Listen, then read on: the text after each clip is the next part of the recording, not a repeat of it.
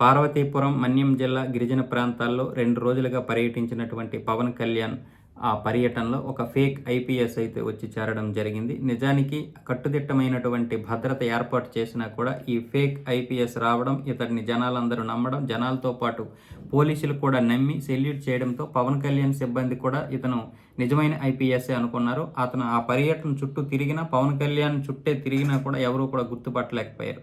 పర్యటన పూర్తయిన తర్వాత ఈయన ఫేక్ ఐపీఎస్ అని, ఈయన పేరు సూర్యప్రతాప్ అని, ఈయనది ముడిదాం గ్రామం అని తెలుస్తుంది. మొత్తానికి ఒక ఫేక్ ఐపీఎస్ ఇంతకుముందు శ్రీకాకుళం జిల్లాలోనే 6 నెలలు విధులు నిర్వర్తించి అందరినీ మోసమైతే చేశాడు. అలాగే గుజరాత్లో కూడా ఇలాంటి ఒక ఐపీఎస్, ఐఏఎస్ఏ ఇలాంటి ఫేక్ ఐఏఎస్ కూడా విధులు నిర్వర్తించాడు.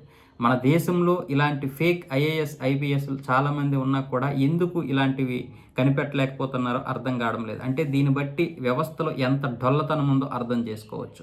అయితే ఇప్పుడు పవన్ కళ్యాణ్ పర్యటన గురించి అయితే సీఎం చంద్రబాబు గారు కూడా ఈ ఫేక్ ఐపీఎస్ గురించి ఎంక్వైరీ చేయడం జరిగింది. అలాగే మిగతా అంత పోలీస్ వ్యవస్థ మొత్తం అప్రమత్తమైంది. ఏదైనా సరే జరగరానిది జరిగితే పరిస్థితి ఏంటి? అతడు ఏదో ఫేక్ ఐపీఎస్ అని వచ్చాడు, ఓకే. ఇంకొక అతను ఎవరైనా వచ్చి ఏదైనా జరగరాని జరిగితే పరిస్థితి ఏంటి? కాబట్టి ఇప్పుడు ఆంధ్రప్రదేశ్ పోలీస్ వ్యవస్థ అయితే దీన్ని సీరియస్గా తీసుకుంది.